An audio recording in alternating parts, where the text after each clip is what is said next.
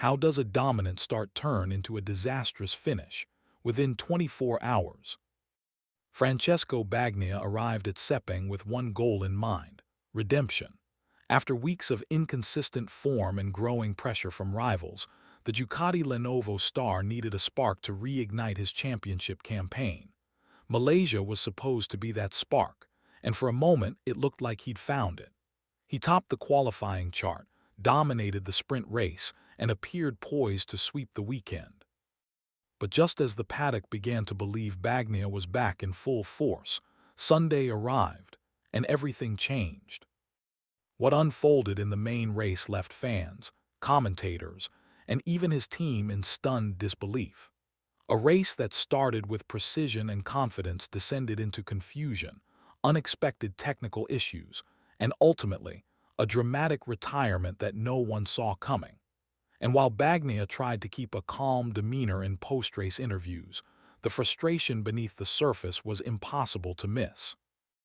In this report, we'll unpack the highs and lows of Bagnaia's roller coaster weekend in Sepang. From his blazing sprint race to the shocking mechanical failure on Sunday, we'll look at what really went wrong, what Michelin had to say, and why this could be the most crucial turning point in his 2025 MotoGP season. This isn't just another MotoGP weekend. It's a story of dominance, disaster, and defiance. The first signs of a comeback were hiding in plain sight.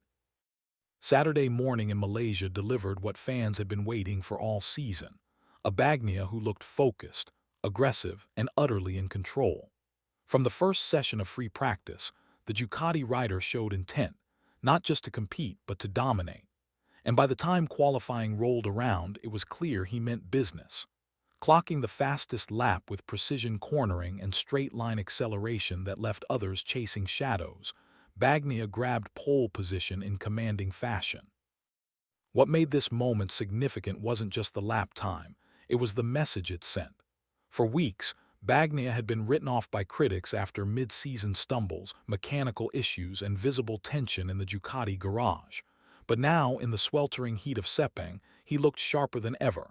His lines were cleaner, his timing flawless, and the paddock began to buzz with the idea that this might be the weekend he turned it all around. His reaction after the session was telling: calm, almost clinical. "We've been working hard behind the scenes," he told reporters. "I finally feel like the bike is behaving the way I need it to." Those few words said volumes. For the first time in a long time, Bagnaia wasn't just riding fast, he was riding with confidence. That would become even more evident in the sprint race that followed. The sprint race at Sepang was more than just a warm-up, it was a statement. Francesco Bagnaia lined up on pole with fire in his eyes, and when the lights turned green, he launched off the line like a missile. Within the first few laps, the gap between him and the pack began to widen. The corners that had troubled him earlier this season now looked effortless. Each turn was carved with precision, every straight devoured with ruthless pace. Lap after lap, Bagnaia showed no signs of fatigue or hesitation. This was the form that had once made him a title favorite. Behind him, rivals scrambled for position, unable to even threaten his lead. And when the checkered flag waved, Bagnaia crossed the line with a comfortable margin, arms raised, sending a clear signal. He was back. The victory wasn't just technical, it was psychological. Sprint races are short, intense, and reveal raw rider skill. Bagnaia didn't just win, he controlled. Ducati mechanics and team principles were visibly relieved. For the first time in weeks, everything had clicked. "We made some aggressive setup choices," one engineer said post-race, "and it paid off." But the question lingered in the paddock. Could he repeat the performance in Sunday's full-distance race? Or had Sepang offered only a glimpse of the old Bagnaia, one that wouldn't last when the pressure peaked? Race day dawned with high hopes for Francesco Bagnaia. Fresh off his sprint race victory, all signs pointed toward a clean sweep in Malaysia. The Ducati garage was buzzing. Analysts expected another dominant display. And as the formation lap began, Bagnaia looked every bit the composed champion ready to strike. But then came the main event, and with it, a slow unraveling. From the outset, something was off. Bagnia's start was clean, but his pace wasn't electric. By the third lap, onlookers noticed small hesitations, tiny shifts in line, minor drops in acceleration exiting corners. Then came the glances. Bagnaia repeatedly looked down at the rear of his bike, a gesture no rider makes lightly. Each look was a silent alarm bell. By lap 7, his pace had dropped considerably. The corners that had once looked effortless began pushing him wide. His body language shifted from attack to defense. Eventually, Bagnaia pulled off the racing line and into the garage. The crowd gasped. Cameras zoomed in. The championship hopeful was out of the race, just like that. No crash, no collision, just an unexplained mechanical failure that forced the Ducati star to retire mid-race. Reporters scrambled for answers. Ducati engineers huddled in the paddock, and Bagnaia, he kept calm in front of the cameras, but his clenched jaw said more than his words. "Something didn't feel right," he said.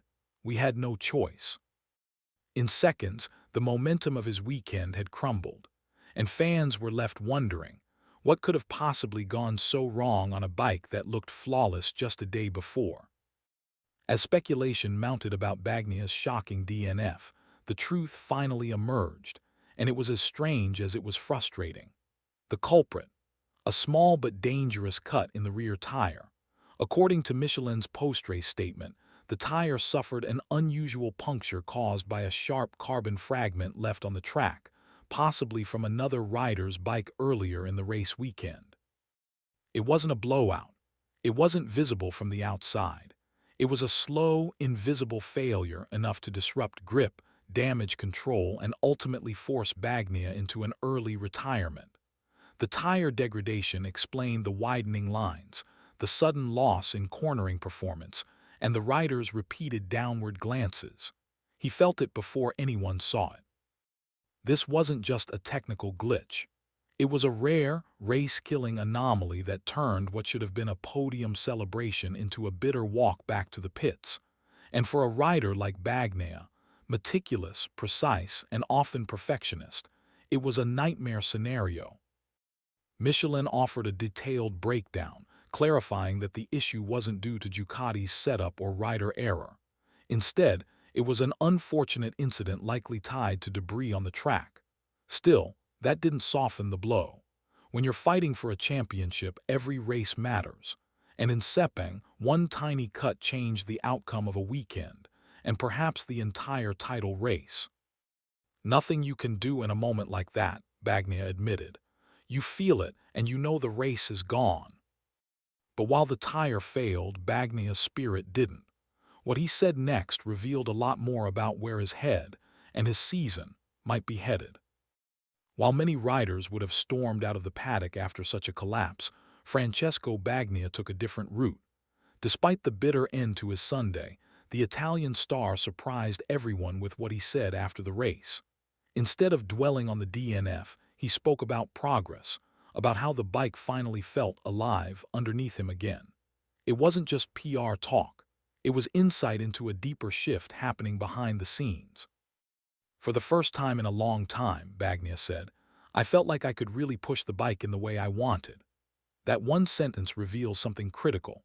Before Sepang, even when he wasn't crashing or struggling visibly, Bagnaia was fighting the machine. Grip levels, braking response, acceleration off the line, all of it had been inconsistent in recent races. But in Malaysia, up until the tire problem, he had felt something he hadn't in weeks: control.